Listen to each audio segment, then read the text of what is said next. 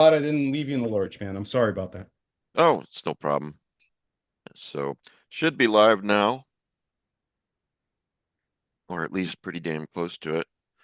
Yeah, there we go. All right, so hey everybody, welcome back to another Tuesday night live. I'm usually on my own for these things, but as you can see, I have a buddy with me, Chaz. Yeah, he's selling Diet Dr. Pepper. So that's our commercial. So, yeah, thanks for spending part of your Tuesday night with us, Chaz. For those of you who do not know, Chaz is an actor, and he wanted to do one of these sometime. So it worked out well for tonight because I think you're going to be out of town for a couple months, aren't you? Shooting something. Yeah, a month. That's why I look like this. I had to dye my hair and my mustache. Well, so this is okay. This is a story by Fritz Leiber. Okay, I'm sure most of you listening to this knows who that is and familiar with at least some of his other work. This particular short story is titled "A Pail of Air," and it was adapted for the old-time radio show X minus one, uh, probably pretty soon after it was published, I would think, because I think it was published in like 51 or 52, something like that. Yeah, 51, December 51. And to just read the transcriber's note from Gutenberg, produced from Galaxy Science Fiction, December 1951, extensive research did not uncover any evidence that the U.S. copyright on this publication was renewed. So, in other words, we're okay to read this. So, hey, everybody, let's see who we got here so far. Kelly and Alan and Kim and Suzanne so far that have spoken up anyway. Monty, could you like pick a spot? There you go. There you go. He wants to be famous. So he's all right. So what I'm going to do here is now in this story, um, you learn pretty quickly that Earth was ejected from our solar system and is wandering out through space on its own or with this new dark star. But it's basically becomes a rogue planet. And I thought I would just briefly talk about rogue planets because they're really interesting, and I I just feel this Lovecraftian chill whenever I think of them. Because if you think about planets like ours, or not like ours, but roughly the size of ours, just hurtling through the universe on their own, no daytime, nothing, and it's yeah, it's a little weird. Let me read this from space.com real quick. A rogue planet is a world that has been ejected from the planetary system in which it originally formed. Because rogue planets do not orbit a parent star, they are cast adrift into interstellar space. On their meanderings, rogue planets are pulled toward whatever large, gravitationally attractive body they happen to pass by. Now, I will not read this whole article because that basically gives you the gist, but I remember reading somewhere that astronomers estimate. Oh, really? That's interesting, Alan. Doctor Who reference. Astronomers estimate that for every star in our galaxy, there are four rogue planets. So we're talking about trillions of planets hurtling through the galaxy, not orbiting anything. And many of them are roughly the size of Earth because any larger, it would take a lot more to eject them from their solar system, their home solar system. So the only other thing I wanted to do after that explanation is I wanted to give you guys a quick screenshot of the original, um, Oh, cool. yeah, in Galaxy magazine, and you can see illustration and everything. But I thought it was pretty cool, so I wanted to show you guys that. And that's pretty much all I have to say. I'm gonna uh, have Chaz read the story. And thanks for doing this, Chaz. Oh, Appreciate it. thanks for the opportunity to read to my friends. Um, So, yep, I'm gonna mute my mic and you have at it. okay. So, Pale of Air by Fritz Leiber, an author dear to us all. Pa had sent me out to get a extra pail of air. I just scooped it up full, and most of the warmth leaked from my fingers when I saw the thing. You know, at first I thought it was a young lady. Yeah, beautiful young lady's face all glowing in the dark and looking at me from the fifth floor of the opposite apartment, which hereabouts is the floor just above the white blanket of frozen air. I'd never seen a live young lady before except in the old magazines. Sis is just a kid, and Ma is pretty sick and miserable. And it gave me such a start that I dropped the pail. Who wouldn't, knowing everyone on Earth was dead except Pa, Ma, and Sis, and you? But even at that, I don't suppose I should have been surprised. We all see things now and then. Ma has some pretty bad ones, judged from the way she bugs her eyes and nothing and just screams and screams and huddles back against the blankets hanging around the nest. Pa says it's natural and we should react like that sometimes. When I'd recovered the pail and could look again at the opposite apartment, I got an idea of what Ma might be feeling at those times, for I saw it.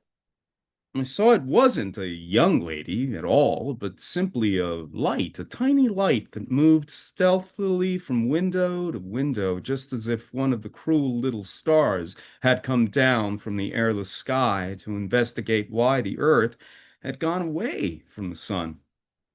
Maybe to hunt down something to torment or terrify now that the Earth didn't have the sun's protection.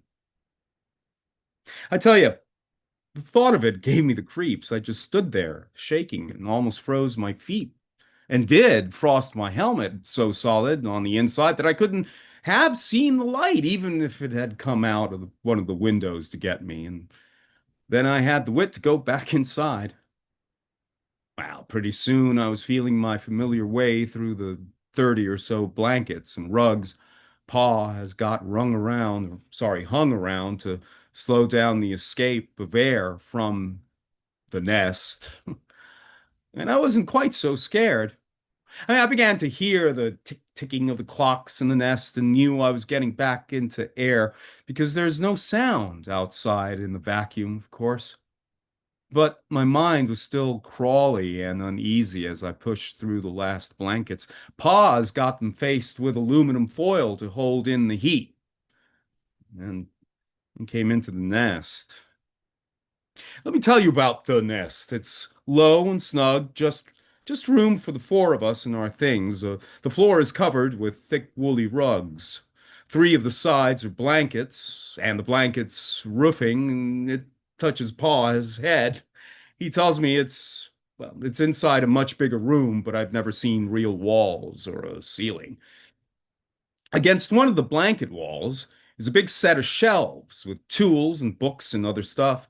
And on top of it all is a whole row of clocks. Pa's very fussy about keeping them wound up. He says that we must never forget time, and without a sun or moon, that would be easy to do. The fourth wall has blankets all over except for the fireplace, in which there is a fire that must never go out. It keeps us from freezing. Does a lot more besides. One of us must always watch it. Some of the clocks are alarms, and we can use them to remind us.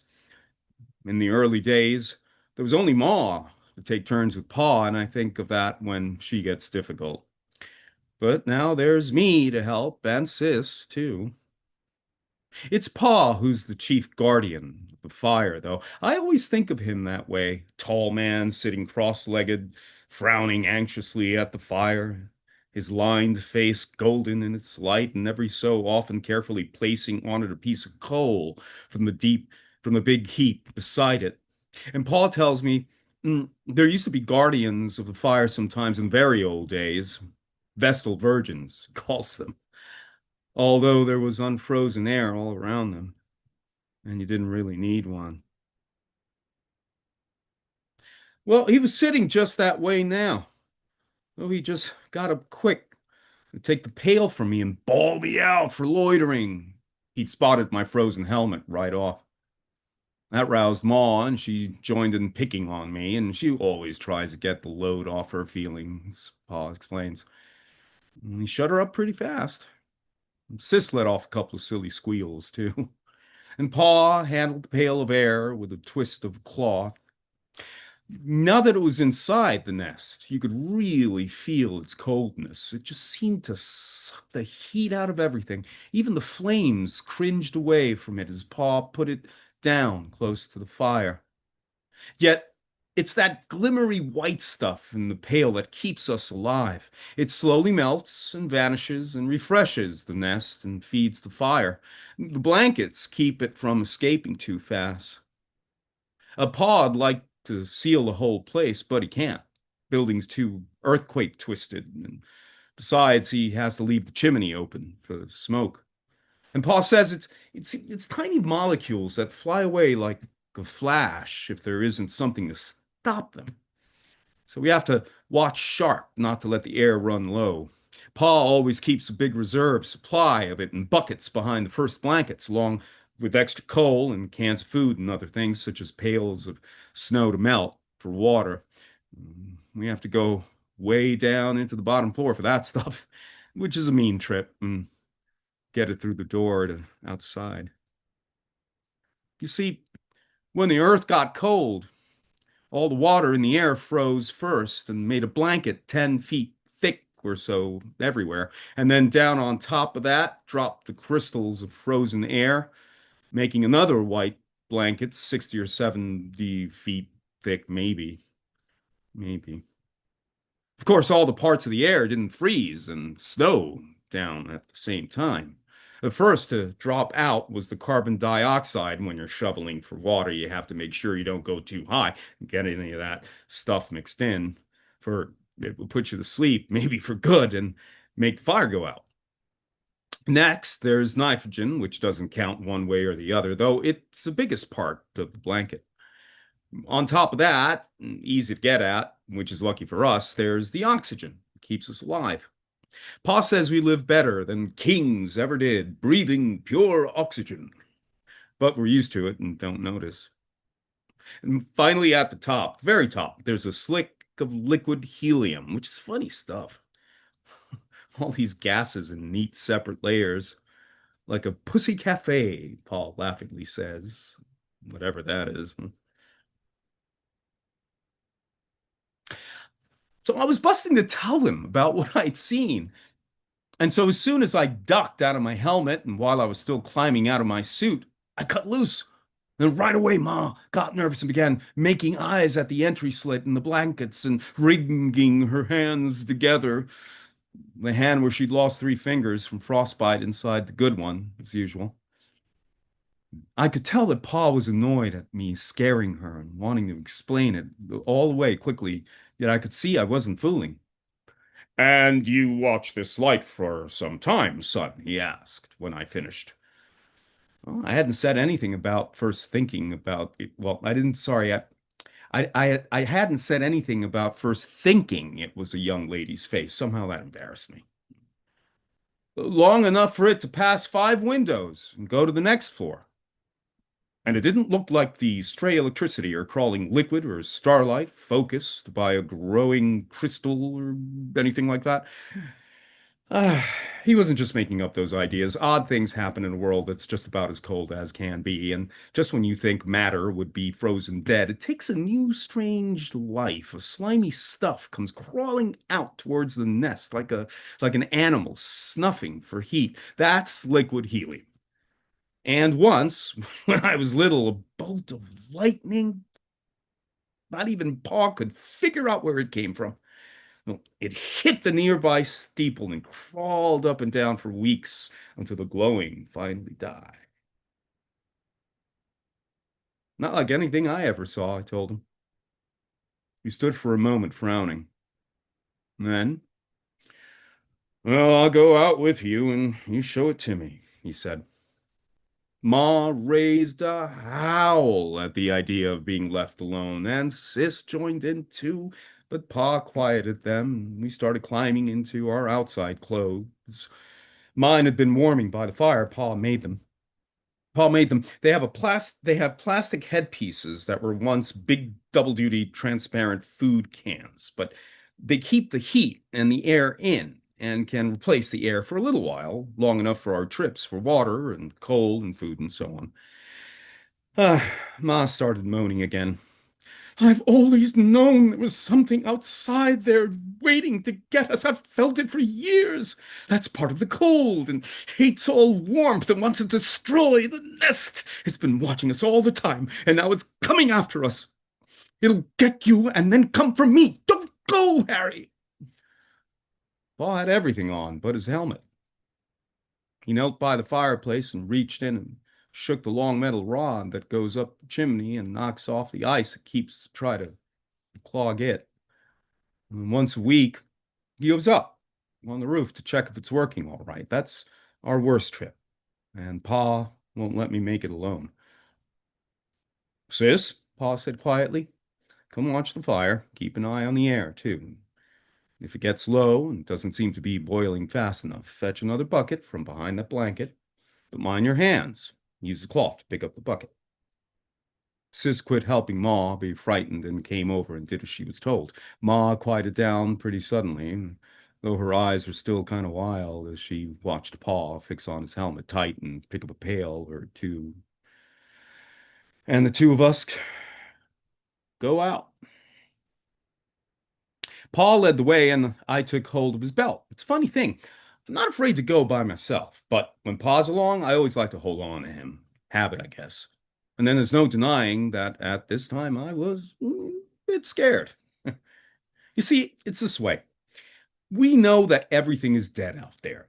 Pa heard the last radio voices fade away years ago and had seen some of the last folk die. You weren't as lucky as we were, well protected as us. So we knew that if there was something groping out there, it couldn't be anything human, friendly. Besides that, there was a feeling that comes with it always being night, cold night. Pa says there used to be some of that feeling even in the old days, but then every morning the sun would come out, chase it away. I have, I have to take his word for that. I'm not ever remembering the sun as being anything more than a big star. You see, I hadn't been born when the dark star snatched us away from the sun, and by now it's dragged us out all beyond the orbit of the planet Pluto, Pa says, and taking us farther out all the time. I found myself wondering whether it mightn't be something on the dark star that wanted us, if that was why it had captured the Earth. And just then, we came to the end of the corridor and followed Pa out on the balcony. I don't know what the city looked like in the old days, but now it's beautiful. The starlight lets you see it pretty well. There's quite a bit of light in those steady points, speckling blackness above. Pa says the stars used to twinkle once, but that was because there was air. We were on the hill of the shimmery plain, and we were on the hill, and the shimmery plain drops away from us and then flattens out and cuts up into neat squares by the troughs that used to be in the streets. And sometimes I make my mashed potatoes look like that before I pour on the gravy. Some taller buildings push up out of the feathery plain, topped by rounded caps of air crystals like the fur hood Ma wears, only wider. On those buildings, you can see the darker squares of windows, underlined by white dashes of air crystals. Some of them are on a slant, for many of the buildings are pretty badly twisted by the quakes and all the rest that happened when the dark star captured the earth. Here and there, a few icicles hang, water icicles from the first days of the cold, other icicles of frozen air that melted on the roofs and dripped and froze again. Sometimes one of these icicles will catch the light of a star and send it to you so brightly you think the star has swooped into the city. Yeah, that was one of the things Pa had been thinking about when I told him about the light, but I had thought of it myself first and known it wasn't so. So he touched his helmet to mine so we could talk easier, and he asked me to point out the windows to him.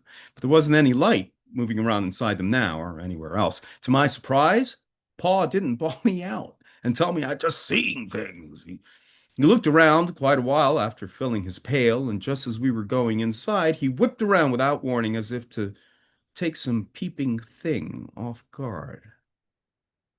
I could feel it too. The old peace was gone. Huh? There was something lurking out there, watching, waiting, getting ready. Inside, he said to me, touching helmets, "If you see something like that again, son, don't tell the others. Your ma's sort of nervous these days, and we owe her all the feeling of safety we can give her.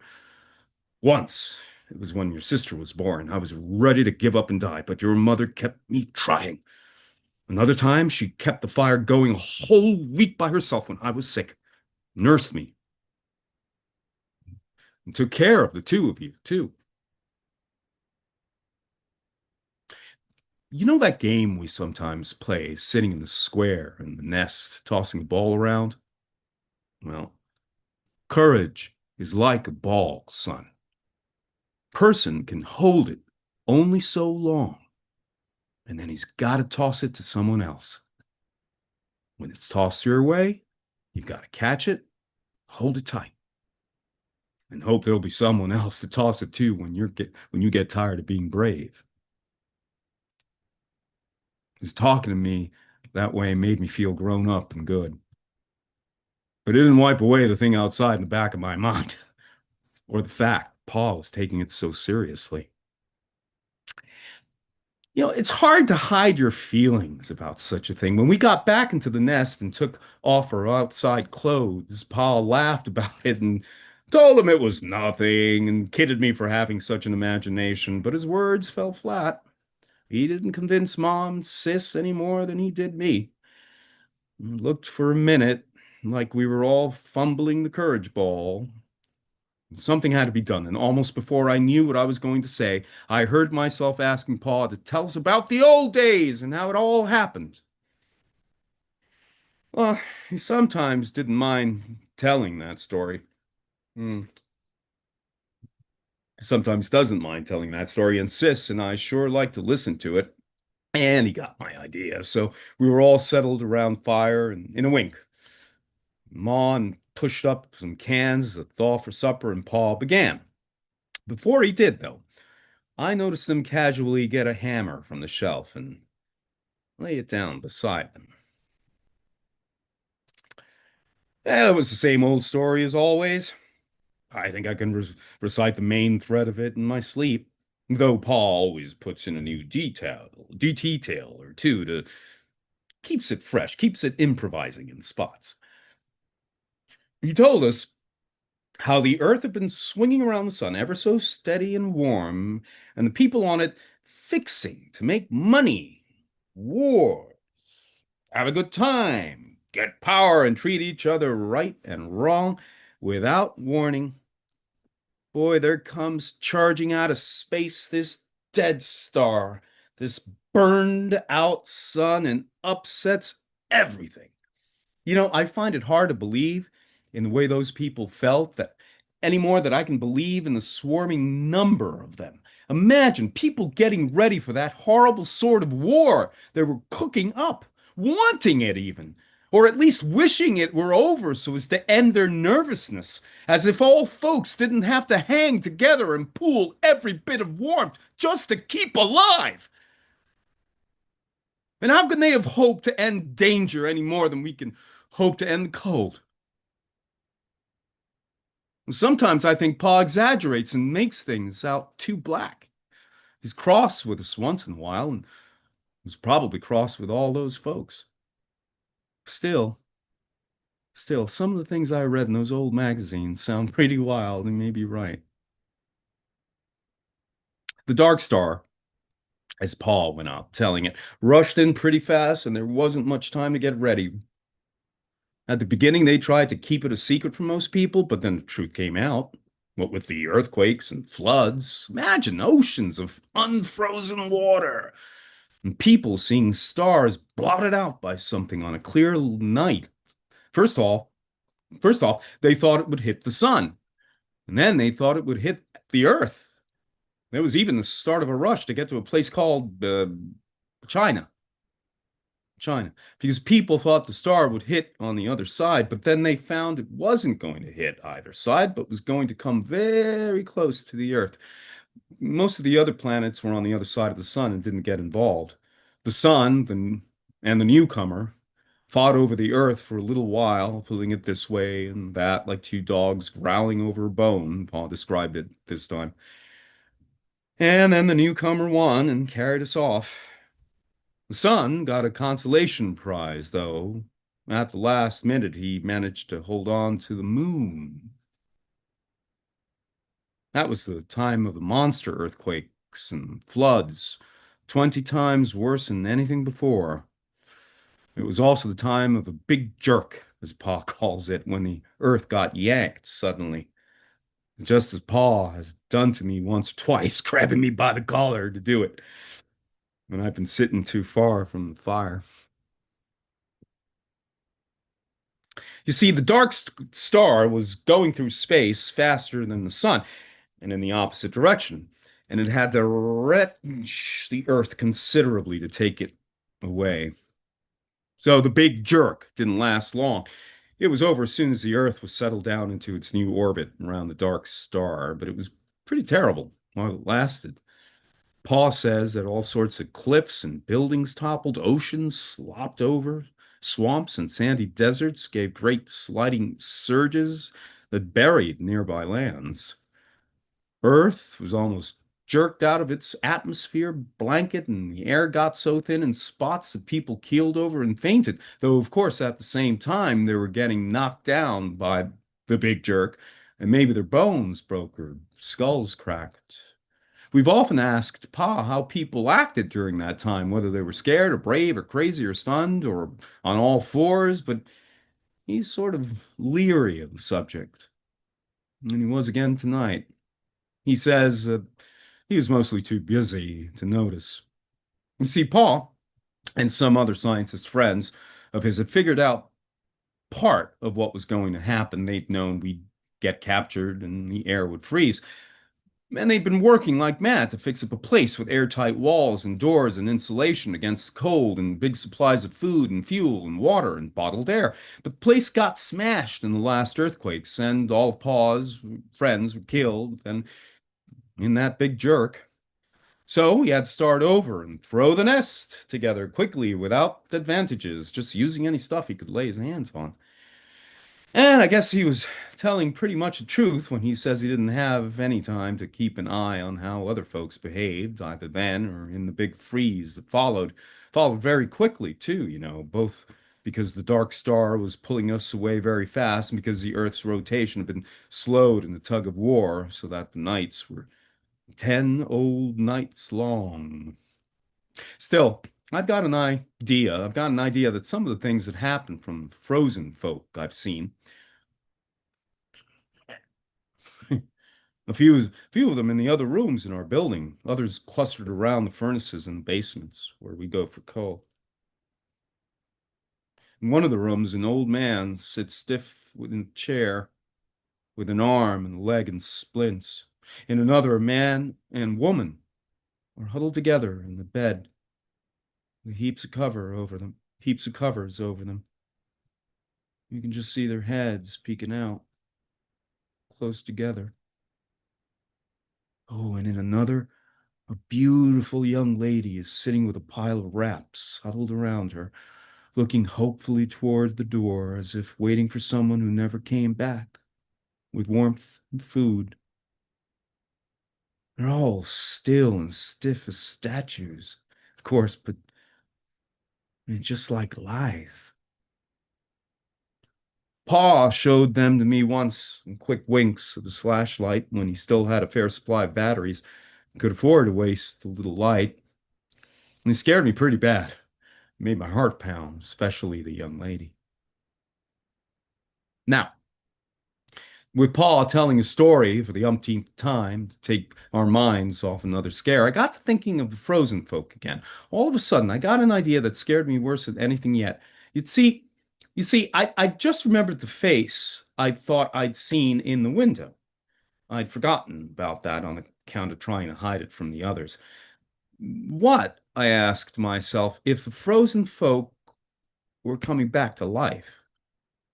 What if they were like the liquid helium that got a new lease on life and started crawling toward the heat, just like you thought its molecules ought to freeze solid forever?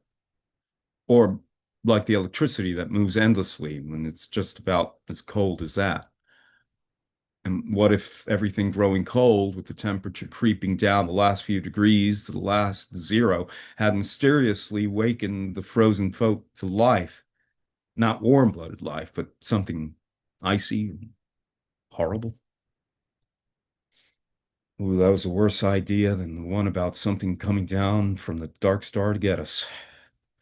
Or maybe I thought both ideas might be true. Something coming down from the dark star and making the frozen folk move, using them to do its work. That would fit. That would fit with both things I'd seen, the beautiful young lady and the moving star-like light. The frozen folk with minds from the dark star behind their unwinking eyes, creeping, crawling, snuffing their way, following the heat to the nest. Oh, I tell you, that thought gave me a very bad turn, and I wanted very badly to tell the others my fears, but I remembered what Paul had said and clenched my teeth and didn't speak. We were all sitting very still. Even the fire was burning silently.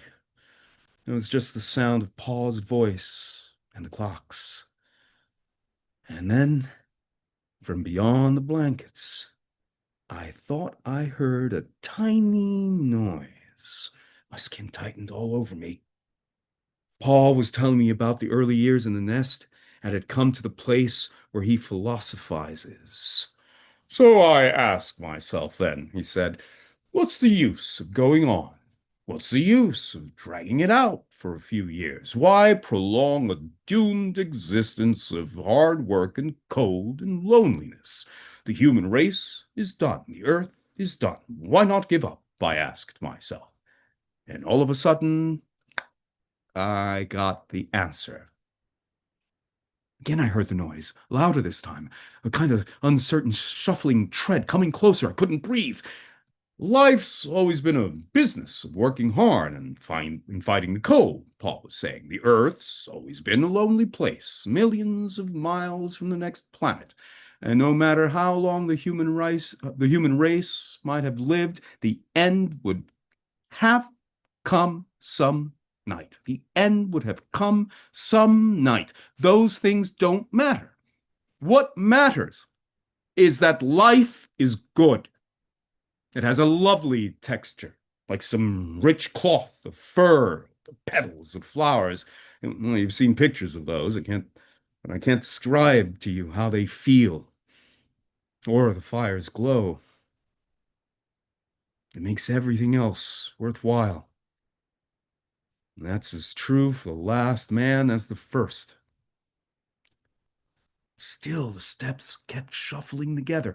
It seemed to me that the inmost blanket trembled and bulged a little, and just as if they were burning into my imagination, I kept seeing those peering, frozen eyes. So, right then and there, Paul went on. And now I could tell that he heard the steps too. I was talking loud, so maybe we wouldn't hear them. Right then and there, I told myself that I was going on as if we had all eternity all eternity ahead of us. I'd have children and teach them all. I'd get them to read books. I'd plan for the future, try to enlarge and seal the nest. I'd do what I could to keep everything beautiful and growing. I'd keep them alive, my feelings of wonder, even at the cold and the dark and the distant stars. But then the blanket actually did move and lift, and there was the bright light somewhere behind it, and Pa's voice stopped and his eyes turned to the widening slit, and his hand went out and touched and gripped the handle of the hammer beside him.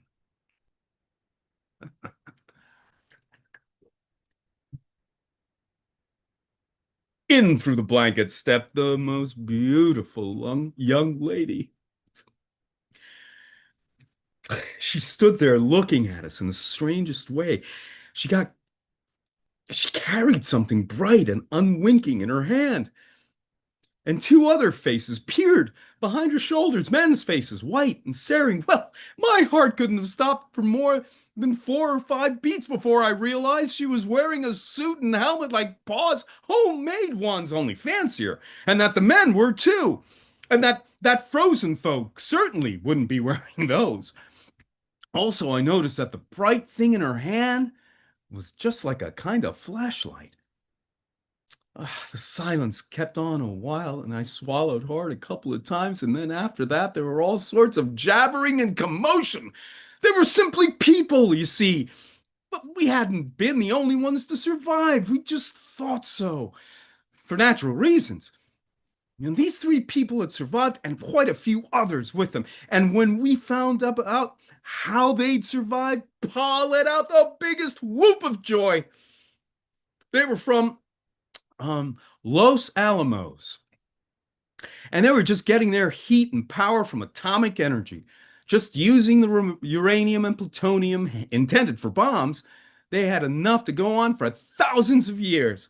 They had a regular little airtight city with airlocks and all. They even generated electric light and grew plants and animals by it. At this, Pa let out a second whoop, waking Ma from her faint. But if we were flabbergasted at them, they were doubly flabbergasted at us. One of the men kept saying, "It's impossible, I tell you. You can't maintain an air supply without hermetic sealing. It's simply impossible." That was after he got his helmet off and was using our air. Meanwhile, that young lady kept looking around at us as if we were saints and telling us we'd done something amazing, and suddenly she broke down and cried. Hmm. Well, they've been scouting around for survivors, but they never expected to find any in a place like this. They had rocket ships at Los Alamos and plenty of chemical fuel. As for liquid oxygen, all you had to do was just go out and shovel the air blanket at the most top level. So after they'd got things running smoothly at Los Alamos, which had taken years, they decided to make some trips to likely places where there might be other survivors. Uh, no good trying long distance radio signals, of course, since there was no atmosphere to carry them around the curve of the Earth. Well, they'd found other colonies at Argonne, at Brookhaven, and way around the world at Harwell and Tanatuva. And now they'd been given our city a look, not really expecting to find anything, but they had an instrument that noticed the faintest heat waves, and it had told them that there was something warm down there, so they'd landed to investigate. And of course, we hadn't heard them land since there was no air to carry the sound, and they'd had to investigate around quite a while before finding us. Their instruments had given them a wrong steer, and they'd wasted some time in the building across the street. By now, all 5 adults were talking like 60. Pa was demonstrating to the men how he worked the fire and got rid of the ice and the chimney and all that. Ma had perked up wonderfully and was showing the young lady her cooking and sewing stuff, and even asking about how the women dressed in Los Alamos. Strangers marveled at everything and praised it to the skies. I could tell from the way they wrinkled their noses that they found the nest a little bit smelly, but they never mentioned all that and just asked bushels of other questions. In fact, There was so much talking and excitement that Pa forgot about things, and it wasn't until they were all getting groggy that he looked and found the air had boiled all the way in the pail. He got another bucket of air quickly from behind the blankets. Of course, that started them all laughing and jabbering again. The newcomers even got a little drunk. Well, they weren't used to so much oxygen. Funny thing, though, I didn't do much talking at all. And Sis hung to Ma all the time and hid her face when anybody looked at her. I felt pretty uncomfortable and disturbed myself, even about the young lady. Glimpsing her outside there, I'd had all sorts of mushy thoughts, but now I was just embarrassed and scared of her, even though she tried to be nice and nice as anything to me. I sort of wished they'd all quit crowding the nest and let us be alone and get our feelings straightened out. And when the newcomers began to talk about all going to Los Alamos as if they were taken for granted, as if it were taken for granted, you know? I could see that something of the same feeling struck Ma and Pa, too. Pa got very silent all of a sudden, and Ma kept telling the young lady, "But I wouldn't know how to act there. I haven't any clothes. I..." The strangers were puzzled like anything at first, but then they got the idea, and Pa kept saying, "It just doesn't seem right to let this fire go out." Well, the strangers are gone, but they're coming back.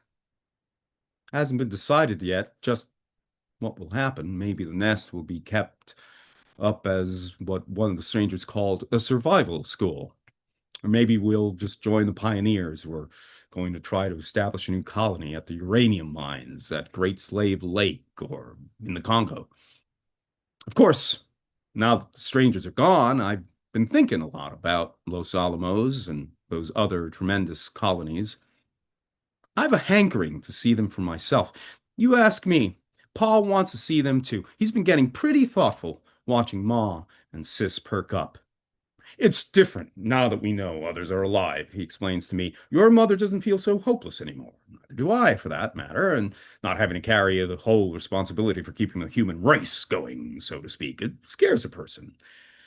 I looked around and blanket walls and fire and the pails of air boiling away and Ma and Sis sleeping in the warmth and the flickering light. "Geez, it's not going to be easy to leave the nest," I said, wanting to cry, kind of.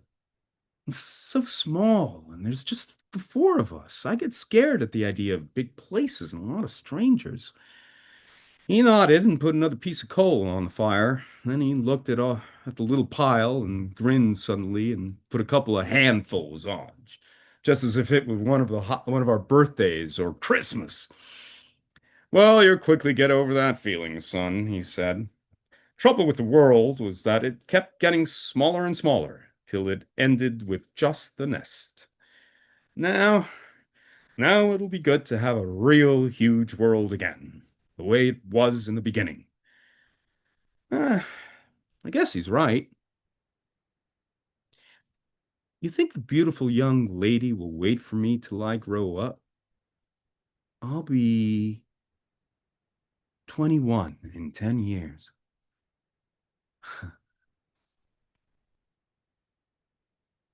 Ben.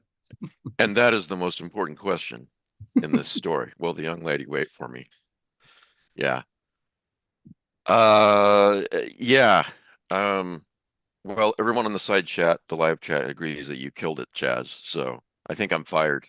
Fritz, no, Fritz Leiber killed it.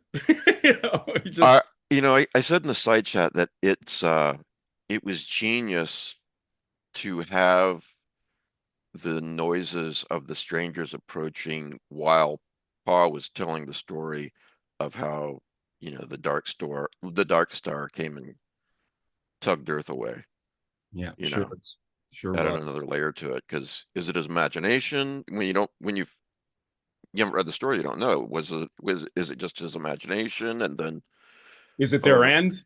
Is it their yeah, end?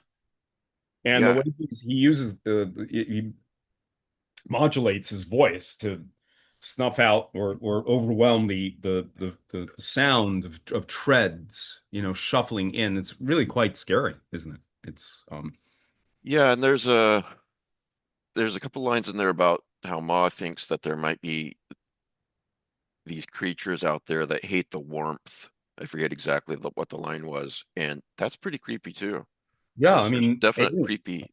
yeah. And imagine that you think you are the only people on Earth, and you go out, you're a kid, you go out and get your pail of air, and you see this light in another building, or you think you do. That's pretty fucking creepy. It's like that the weird fiction short story. It's one line, two lines. The last man on Earth reached for his glasses in the Oh, dark. right. Oh, in Twilight Zone. Yeah, yeah. Yeah, his glasses were placed into his hand. Burgess Meredith. Is that who it was? Yeah, Yeah. Burgess Meredith. Yeah. No, no, no. I mean the actual. There's a two-line story, which Oh, yeah, the oh yeah. last man on Earth reached for his glasses in the dark, something like that. And the next line says his glasses were placed into his hand. So it's Oh, kind of that. Yeah. So it's kind of that. He sees a light out there. It's kind of that kind of creepy feeling. So. yeah. So yeah, yeah, Yeah, great like story. in the Haunting of Hill House when she feels she finds out it wasn't what's her name's hand. It was somebody else's. She finds out after Great, the fact. great. No, oh, I can never read it. You ruined it. Oh, everybody's read that. Man, this is a cheesy mustache. Boy, I'll tell you, I hope this film is good. But Hey, you got to dress for the part, man. yeah. So anyway, guys, Thank you. yeah, I agree. Chaz, you did a wonderful job. Ah, no, Awesome. it's a pleasure to I'm read not for the only one saying so. Everyone loves it. So if I don't talk to you, good luck with your month of filming or however long you have to be gone.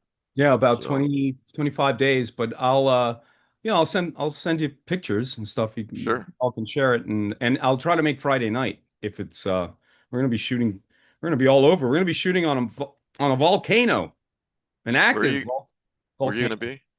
Um just it's about an hour and a half from San Jose, Costa Rica, Hmm, but it's an active volcano. I forget the name of it.